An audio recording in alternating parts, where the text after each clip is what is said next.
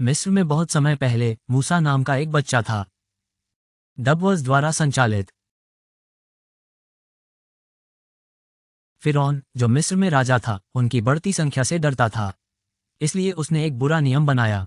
इसराइलियों के सभी बच्चों को ले जाना पड़ा। लेकिन मूसा की मां नहीं चाहती थी कि उसके बच्चे के साथ ऐसा हो। इसलिए वो एक बहादुर योजना के साथ आई। उसने मूसा को एक टोकरी में रखा और धीरे से उसे नील नदी के किनारे सरकंडे के बीच रख दिया। फिरौन की बेटी को टोकरी तब मिली जब वह नदी में स्नान कर रही थी। डबवर्स द्वारा संचालित। इसलिए मूसा मिस्र के राजकुमार की तरह फिरौन के महल में बड़ा हुआ, भले ही वह वास्तव में एक इजरायली था। डबवर्स द्वारा संचालित। उन्हें कड़ी मेहनत करने के लिए मजबूर किया जाता था और अक्सर पीटा जाता था। डबवर्स द्वारा संचालित। और एक दिन उसने मिस्र के एक गार्ड को मार डाला जो एक इजरायली दास को पीट रहा था। इसके बाद उन्हें मिस्र छोड़ना पड़ा। इसलिए वो एक दूर देश में भाग गया और कई वर्षों तक वहां रहा। फिर कुछ आश्चर्यजनक हुआ। परमेश्वर ने मूसा से एक जलती हुई झाड़ी से बात की जो जली नहीं थी। परमेश्वर ने मूसा से कहा कि वह मिस्र वापस जाए और फिरौन से कहे कि वह इसराइलियों को मुक्त होने दे। मिस्र लौटना आसान नहीं था।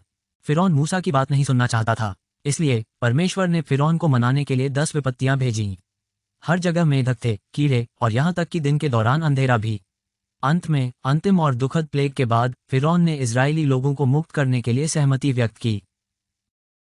मूसा इसराइलियों को मिस्र से बाहर ले गया, लेकिन उनकी यात्रा समाप्त नहीं हुई थी। जब वे लाल सागर में पहुंचे तो फिरौन ने अपना मन बदल दिया और अपनी सेना के साथ उनके पीछे आ गया। किंतु मूसा ने परमेश्वर पर भरोसा किया। उसने अपना हाथ बढ़ाया और कुछ अविश्वसनीय हुआ। समुद्र 2 भागों में विभाजित हो गया और इजरायली सूखी भूमि पर चले गए। उनके सुरक्षित होने के बाद समुद्र वापस सामान्य हो गया और फिरौन की सेना अब उनका पीछा नहीं कर सकती थी। मूसा और इजरायली अंततः मुक्त हो गए। उन्होंने सिनाई नामक एक विशेष पर्वत तक पहुंचने के लिए लंबे समय तक यात्रा की। वहां परमेश्वर ने मूसा को 10 आज्ञाएं दी जो एक दूसरे के साथ जीने और अच्छा होने के बारे में महत्वपूर्ण नियम थे। मूसा का जीवन रोमांच और चमत्कारों से भरा था। उन्होंने एक टोकरी में एक बच्चे के रूप में शुरुआत की और एक महान नेता बन गए जिन्होंने अपने लोगों को स्वतंत्रता पाने में मदद की और उन्हें दयालु और न्यायपूर्ण तरीके से जीने का रास्ता दिखाया।